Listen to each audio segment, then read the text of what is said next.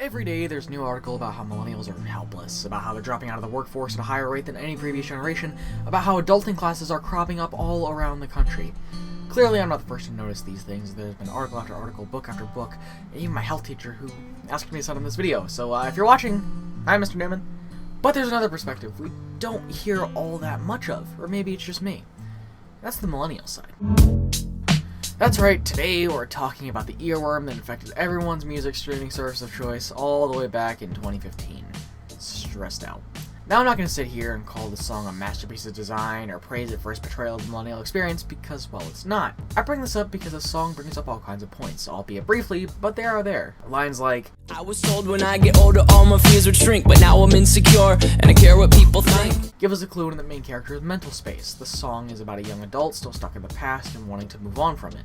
He reflects on this with lines like, when I was young, how come I'm never able to identify where it's coming from? I'd make a candle out of it if I ever found it, try to sell it, never sell out of it, I probably only sell one. Self-deprecating lines such as this one call over to the real-world term adulting. Adulting is an ironic and self-deprecating term used to describe chores that used to be mundane things but are now semi-significant achievements. Some examples for this being taking out the trash or paying a bill. The term, now having taken on a life of its own, being plastered everything from shirts to mugs, has started the rise of adulting classes like I mentioned in the beginning. Classes where fully grown adults are having to be taught how to fix a garbage disposal. Sinek put it best. So I keep meeting these wonderful, fantastic, idealistic, hardworking, smart kids. They just graduated school. They're in their entry-level job. I sit down with them and I go, how's it going? They go, I think I'm gonna quit. I'm like, why? They're like, I'm not making an impact. I'm like, you've been here 8 months. You know? It's as if they're standing at the foot of a mountain and they have this abstract concept called impact that they want to have in the world, which is the summit. What they don't see is the mountain. I don't care if you go up the mountain quickly or slowly, but there's still a mountain. And so what this young generation needs to learn is patience. That some things that really, really matter, like love, or job fulfillment, joy, love of life, self-confidence, a skill set, any of these things, all of these things take time. Sometimes you can expedite pieces of it, but the overall journey is arduous and long and difficult. And if you don't ask for help and learn that skill set, you will fall off the mountain, or you will, the worst case scenario, and we're already seeing it, the worst case scenario is we're seeing an increase in suicide rates. We're seeing an increase in this generation. We're seeing an increase in accidental deaths due to drug overdoses. We're seeing more and more kids drop out of school or take leaves of absence due to depression. Unheard of. These are all, this is really bad. The best case scenario, those are all bad cases, right? The best case scenario is you'll have an entire population growing up and going through life and just never really finding joy.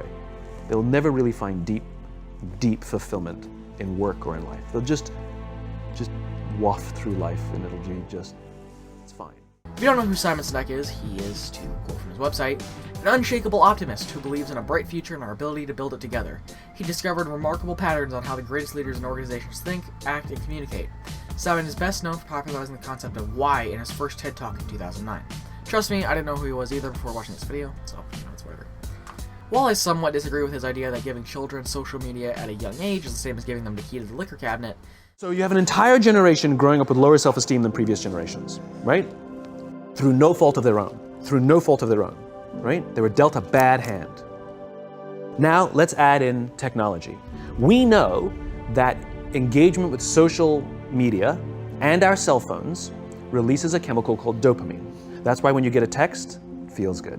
Right? So, we've all had it where you're feeling a little bit down or feeling a bit lonely, and so you send out 10 texts to 10 friends, hi, hi, hi, hi, hi, because it feels good when you get a response. It's why we count the likes, it's why we go back 10 times to see if my Instagram is growing slower, did I do something wrong? Do they not like me anymore, right?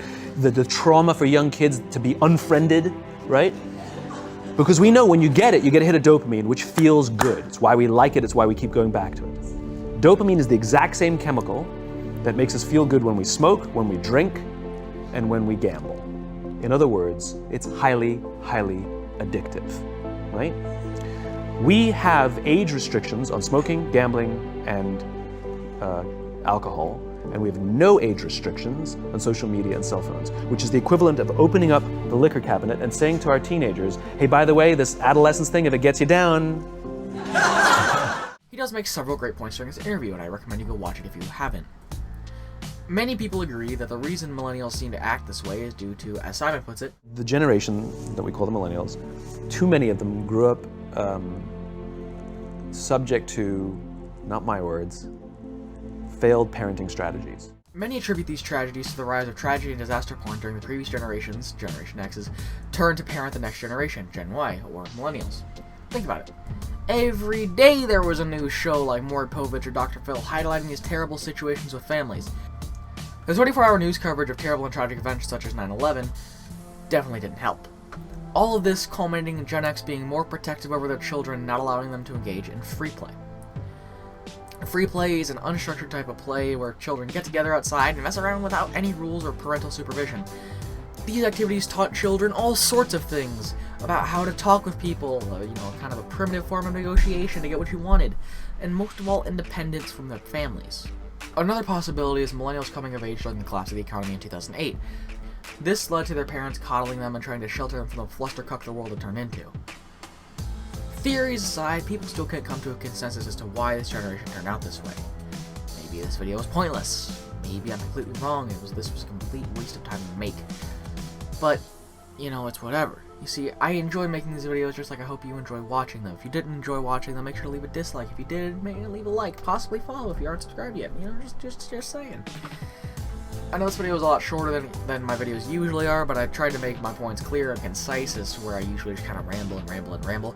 So I hope you like this new video format. If you don't, let me know in the comments, and if you do, I'll keep it going. So, yeah. Have a good day, everyone.